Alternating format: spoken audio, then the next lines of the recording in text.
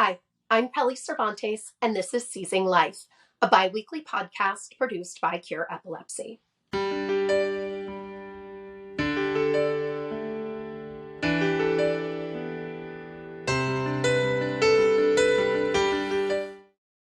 Today on Seizing Life, I'm happy to welcome Jessa Kenworthy.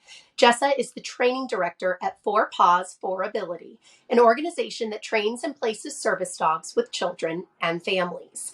Jessa is here today to provide us with an overview of what goes into the training and placement of seizure alert dogs and how these dogs can support and assist people with epilepsy and their caregivers. Jessa, thank you so much for joining us today. I'm so excited for this conversation.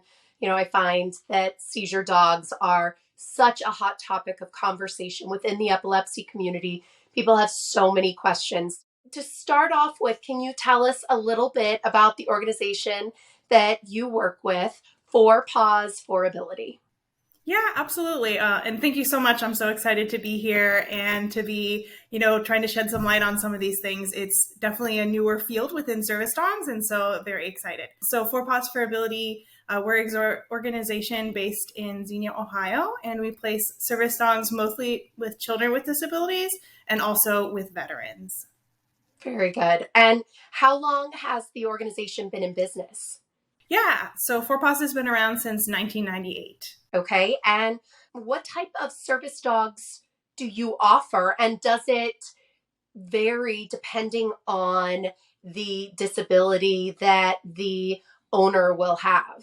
So we place service dogs, like I said, primarily with children. As far as what the service dogs do, we have a number of tasks that we'll place them doing. Our most common types of placements are our autism assistance dogs and our seizure alert dogs, but we also train mobility dogs, hearing ear dogs, and a number of other things. One of our specialties is that each dog is uniquely trained to help the person that they are partnered with the best way they can. So our multi-purpose service dogs can do any number of tasks just based on what the needs are. Wow. That's amazing that it's so specialized and catered to the specific individual. And how many people work for the organization? How many dogs are you able to train? Yeah, absolutely. So we have 75 employees and just under 2,500 volunteers. And we place about 120 dogs as service dogs a year. Oh, wow. It's a pretty big operation. It is. And where do the dogs come from? We breed our own dogs.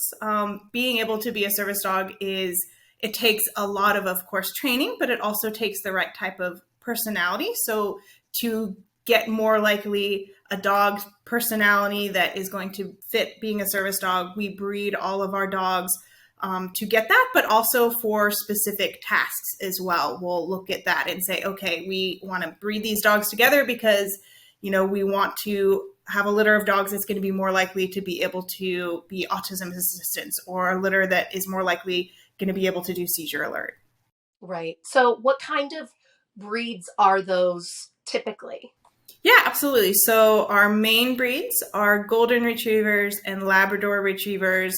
We'll also do a mixed breed between both a golden and a lab together. That's fairly common in the service dog agency. We also, as an agency, will place a golden retriever poodle mix. So families that have allergies can still receive the benefit of a service dog. And some of our placements, we will also place a Papillon, which is a toy breed dog that are not only, of course, great companions as their breed standard, but they also are very alert and make great service dogs for doing things like hearing ear and even medical alert, like diabetic alert and seizure alert. So, golden retrievers, Labradors, golden doodles, these are all dogs I think a lot of us are used to seeing as service dogs. Is there a reason that these specific dogs are more typically used and that, For Paws for Ability specifically breeds for this? What is the reasoning behind using these dogs than, say a border collie or a pit bull or a boxer? So part of that is that the breeds themselves are breeds that their personalities, while they weren't necessarily bred to do these things historically when the breeds were created, they are breeds that are, naturally very social and friendly. They're family dogs. They do well in general with the public as a whole.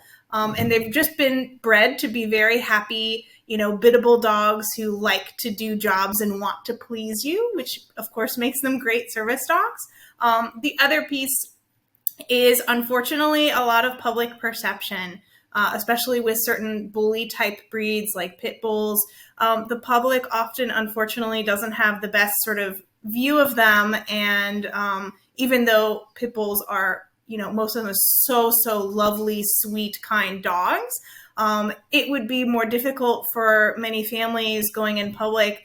They would probably get questioned a lot more, and you might have more of the public in general, maybe wanting to avoid you because they're worried about this breed and they're concerned about things. Whereas one of the big things we like to do with our dogs is a social bridge for our kids who oftentimes don't have many friends. So it's easier for a lot of people to be interested and want to approach a cute, fuzzy golden retriever versus, unfortunately, seeing a dog that they often have the misconception of is going to be aggressive. Yeah, that makes perfect sense. I wonder, I think probably one of the biggest questions people have around this, and hearing that you breed the dogs yourself, so this is highly specialized. They are trained to their future owners' specific needs. What does something like getting a service dog cost? Yeah, absolutely. So the kind of total cost for the breeding of the dogs, the training of the dogs, everything that goes into it, the staff, the supplies for the volunteers, there's a ton of pieces that go into it. And that total cost is for our agency, probably around 40 to 50,000. That's not what a family, that would be receiving a service dog would be contributing by any means, but that is kind of the total amount that goes into it typically. And then I guess, what does the family pay? Yeah, so our families, we ask them to join us and help contributing to our cause through fundraising. Our current fundraising requirement is $20,000. So the families can do this through fundraising, outreaching to their community. So in the end, they may not have to spend a penny at all. It, of course, takes effort to do the fundraising. Some families will choose to just write a check. It is, kind of up to them. We have supports in place to help with fundraising. And then we have other ways, looking at individual donors and grants and corporations to kind of fill that gap between the 20,000 to the 40 to 50,000 it actually takes to get the dog fully trained and placed. So a family decides, you know what, we're going in, we want the seizure dog. What does that process look like from beginning to end, and how long does it take? Yeah, so the process starts with applying. There's an application on our website. You fill out the application. There's a small fee that goes through it just to make sure you're serious about this. Once we get in that application, there also needs to be pretty much a note from a doctor kind of prescribing a service dog, saying that a service dog would be a benefit to the partner. And then we do an interview, a phone interview with the family, to answer questions, explain the process, and figure out what the needs are for the partner. What are the tasks that we can train the dog to perform to, help with, their needs.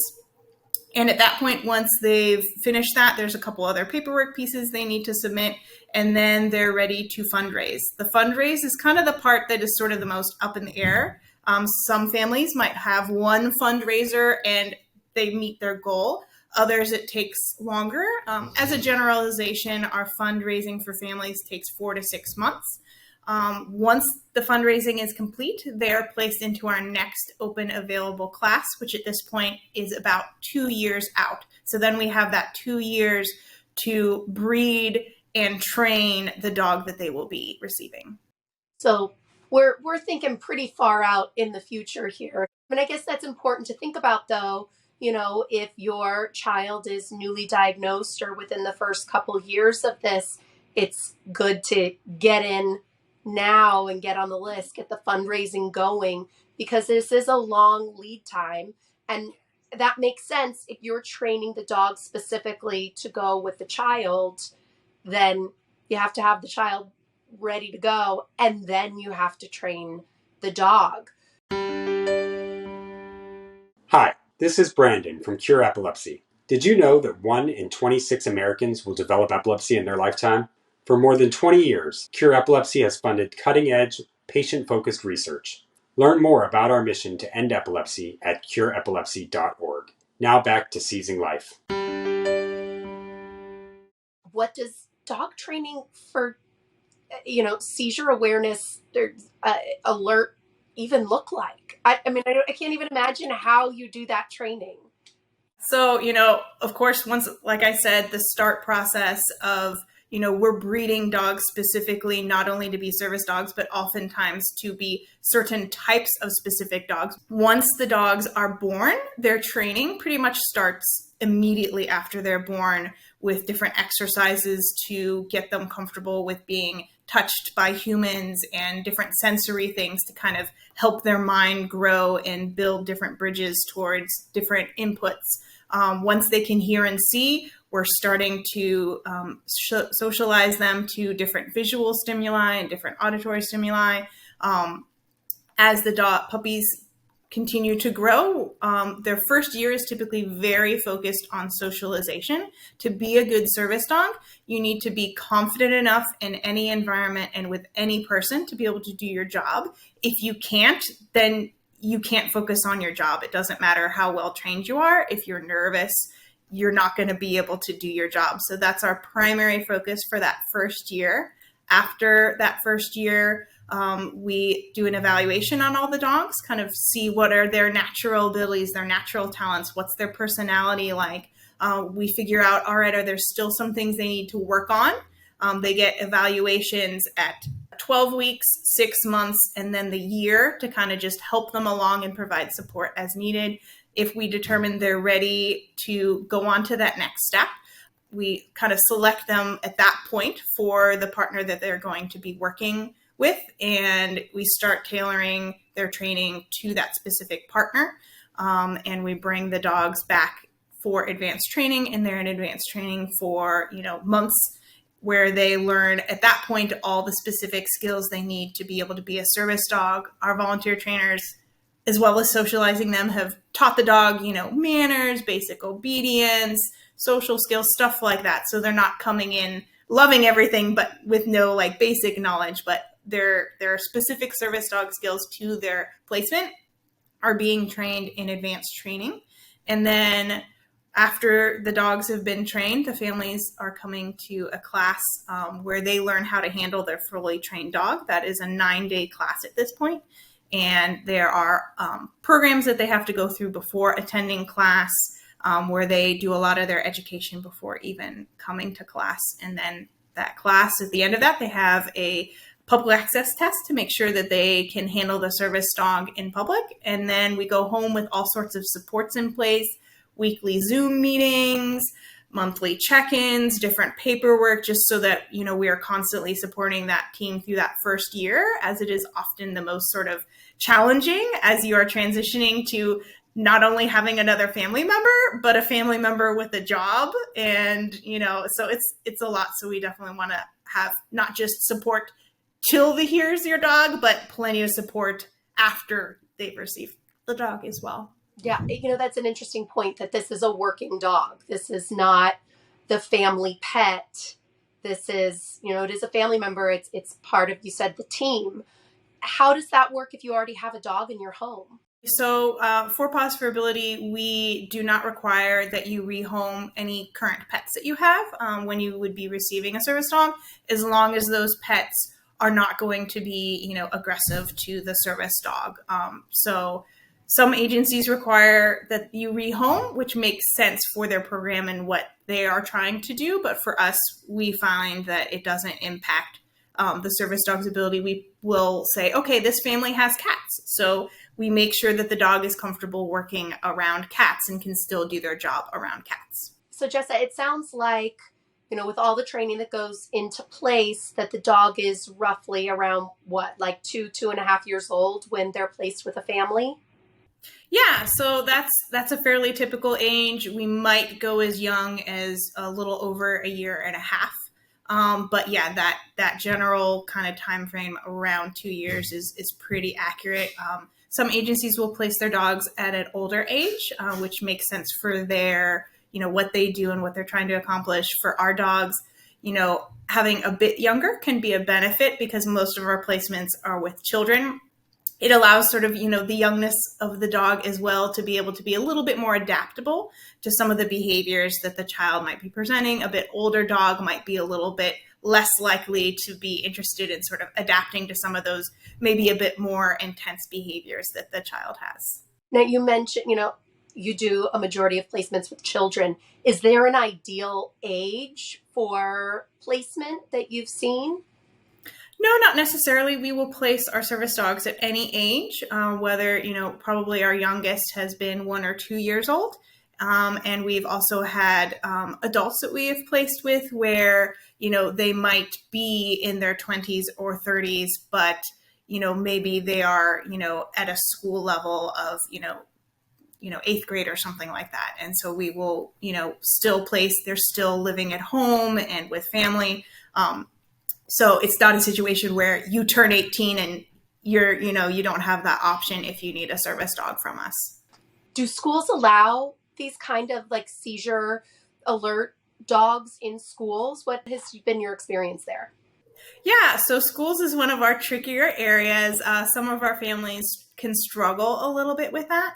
For our placements that are on a 2-unit team where it is the partner who is handling the dog, it's fairly easy because they simply just bring their dog to school and work their dog at school. When you talk about a 2-unit team, you mean the person with epilepsy and their dog? And yes, that's the 2 units. That is correct. Okay. Yeah, those are the 2 people.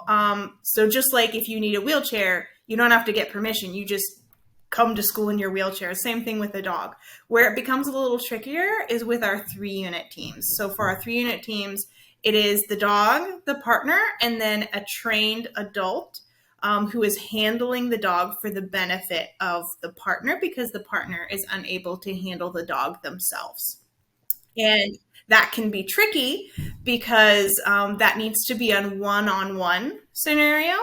And if you have a classroom that has just one teacher and say one aide for the entire classroom, then the service dog wouldn't be able to come in that environment because you need someone to be able to be focused on handling the dog for the benefit of the child. So if the family has a one-on-one aide for their child at school, then that can be trained. And so the problem is typically within access of the 3-unit team, if the school hasn't already been providing a one-on-one for the child, it can sometimes be difficult to get one. Got it. That makes sense. The purpose of the dogs is to alert the partner or the family when a seizure is going to occur. So I have a handful of questions here. How in the world does a dog know when a seizure is about to happen when people don't necessarily know when they're about to have a seizure? And what does that, like, how much time in advance? Is it like they let you know 5 minutes before, you get like a day's notice? Like, how does that work? Yeah, absolutely. So for our dogs, the way we train them is scent-based. So there is, we believe, a scent component to the buildup and then occurrence of a seizure that the dogs, when trained, can pick up on. We do, plenty of agencies will place seizure response dogs that sometimes will pre-alert as well. That's typically a natural behavior that some dogs will do, but we train it.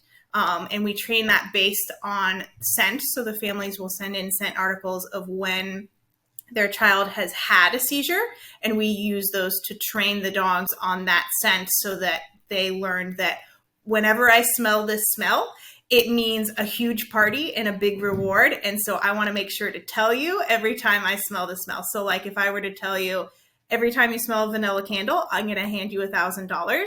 You're going to be sure to tell me every single time you smell a vanilla candle. So it's kind of like that for dogs. Our dogs alert ahead of time, various different amounts. We have some dogs that will do like 10, 20 minutes. And we've had other dogs that do 12 hours, 16 hours, 24 hours. We have one dog that has done 36 hours in advance an alert. Typically, there's a pattern with it. So once the family has established that pattern, then they kind of know, all right, here's the countdown, dog alerted at this time, look forward, 5 hours, and that's when we can be looking for that seizure. Sometimes the intensity of the seizure can also determine the dog's alert window. If it's a more mild seizure, their alert window might not be as far out, maybe 20 minutes. If it's sort of a moderate seizure, maybe it's 2 hours. If it's a really big seizure, it might be 6 hours in advance. And then it's sort of up to the family to kind of set the clock and then reset it as those time periods pass. And then they can kind of know, okay, we missed both our 10-minute and our 2-hour out. This means this is going to be probably a really big seizure, and we're looking at 6 hours out. Oh, that is fast. So there's definitely this period of a learning curve with Yes. the dog to figure out when their alerts are going to be, because I'm sure it varies on the dog, and it probably varies on the individual and the types of seizures that they have. Someone with epilepsy, their seizures may change over time. They could change medications, and that'll alter what their seizures are like. Or especially with children, as they're just growing and their brains are growing and developing, their seizures also grow and develop, and not always in the right ways. But so how does that affect the dog when they're trained on this one specific seizure type or smell, and then that changes? Yeah, absolutely. So the adjustment for our service dogs from training to being able to work with the families and alerting to a real seizure is definitely a transition. We do our best to support our families through that process, and we of course train, but it is unfortunately not something that we can guarantee. There's outside factors that could contribute to the dog not being able to transition to actually alerting prior to seizures. And if the dog has transitioned and alerting, any of those changes can definitely affect the dog and sometimes temporarily throw them off as they have to sort of readjust to a new norm, whether that's the frequency of the seizures or how the seizures smell. We found that some of our dogs struggle at first with the transition in medication because we think it likely makes the seizures and the scent of the child smell differently than what the dog is used to. And so they might have a period of time where they miss some as they're sort of adjusting to what the new normal is. And is that something that Four Paws helps the families with those transitions, or are they kind of on their own? No, we are always there to help support our families as long as they reach out to us. It doesn't matter whether it's 2 days after they've gone home with their dog or 10 years from when they've gone home to their dog. We will always be there to support them. We have, that initial first year of support, which is a lot more intensive. But then after that, we have yearly recertifications. And then at any time, families can reach out and we'll provide them with support. Sometimes it's a situation where maybe we place a dog that wasn't doing seizure alert because it wasn't in need at the time.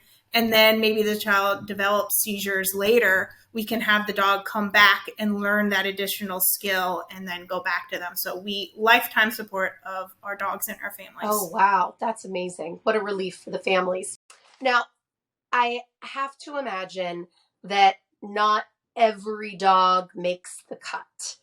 So how many dogs do make the cut? And then what happens to the dogs that don't? So at Four Paws, our goal is a 40% success rate, which doesn't sound like much, but that's pretty average for the agency. Yes. And that's because we all have such high standards for our dogs. We only want the best of the best to be able to go on to be service dogs for our families. So all of our other dogs become available for adoption. Primarily, they will go up for adoption and be offered to their volunteer trainers who have raised them. And if they are interested and also meet the requirements, then they can adopt them. Some of our dogs might not be the best fit for a service dog, but they would still work well with one of our families who either is awaiting a service dog or already has a service dog. And so we can place them as a pet companion. And then if neither of those things happen with the dog, then we offer the dog up for general adoption to the public. And we have a fairly extensive waiting list for all of those. I can only imagine that wait list is incredible, but that's pretty amazing. And how long can they work before, I guess, they retire? So that depends, of course, a little bit on the dog and also the task they're performing. If you have a dog who is just doing, say, seizure alert, that's one of their only tasks, then that task, like a dog's scenting ability, is typically something that stays fairly strong with them throughout their life. So they can typically do that up into an older age than, say, a dog that was doing intensive mobility work that maybe was required for stand and brace support, or opening and closing doors all the time and doing other things that are just gonna they're just gonna cause a little bit more wear and tear on the dog's body naturally. That dog might not be able to work as long as a different type of dog doing other tasks. We hope that all our dogs can have a working life of 10 plus years. That is certainly our goal and our family's goal, but as long as the dog has worked 5+ years, then we consider that kind of meeting that sort of baseline level. And then we tell our families, once you start noticing the dog is slowing down, maybe not enjoying going out and about anymore, a bit slower in doing their tasks, then you might consider, if you're interested in another service dog, then starting that process for the new service dog. It can be very beneficial for many of our families to be able to have a transition between their original service dog and their new service dog. A lot of times you kind of find like a little bit of a mentorship thing happens with the original service dog, sort of showing the new one the ropes and helping them adjust. And it, of course, can be very hard on our families, if their first service dog ends up passing before they get their second. So we always encourage them, the sooner you apply, the better. We can always push it back, but it's hard to push it forward. Now, Jessa, you mentioned various other tasks that the dog can be trained to do. For a person with epilepsy, are there additional tasks that the dog can be trained for aside from just alerting when a seizure is about to happen? Yeah, absolutely. So one of the ones that we do in conjunction with a pre-alert is an alert during the seizure as it is happening. We also can train the dog to go and retrieve a bag with medicines that are necessary to give the child at the time of the seizure. We can also have the dog, typically after the seizure, provide comfort and support through laying with them or laying on top of them to provide deep pressure to help kind of ease the transition out of the seizure, as it can often be very, discombobulating and scary and everything's like that. Having their dog right there with them as they're sort of coming out of it can be very comforting. And like I said, we place our dogs in, doing so many tasks for all sorts of different disabilities. So it is not at all uncommon for our, families to come with us with multiple diagnoses. So you might have a dog who is, we might categorize as an autism assistance dog, but there's also epilepsy involved and maybe also some mobility needs.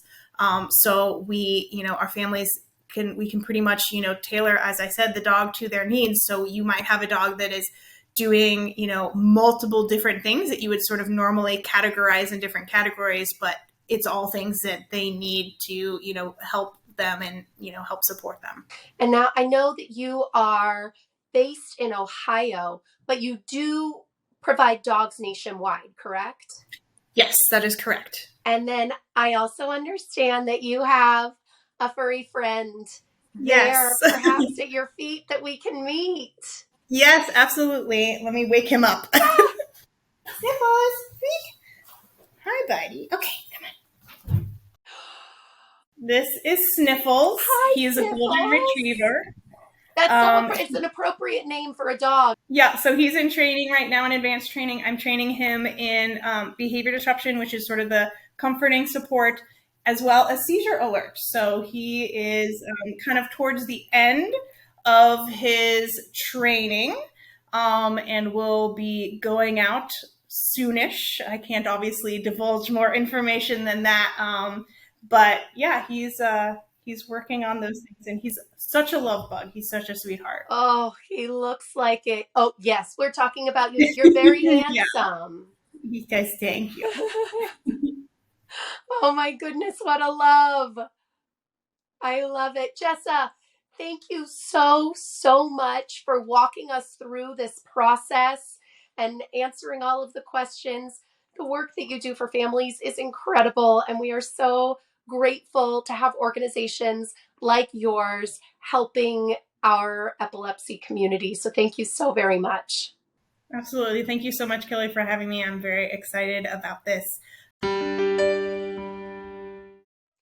Thank you, Jessa, for that thorough overview of the training and responsibilities of a seizure alert dog and the benefits these dogs can provide to improve safety and quality of life for those with epilepsy and their families. Cure Epilepsy understands this. That is why for over 20 years, we have funded patient-focused research aimed at discovering new therapies and cures for epilepsy. We hope you will support our efforts by visiting cureepilepsy.org/donate. Through research, there is hope. Thank you.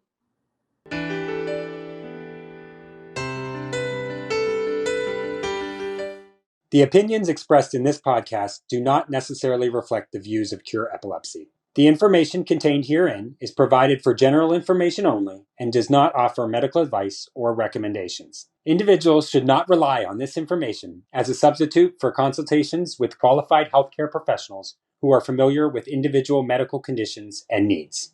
Cure Epilepsy strongly recommends that care and treatment decisions related to epilepsy and any other medical conditions be made in consultation with the patient's physician or other qualified healthcare professionals who are familiar with the individual's specific health situation.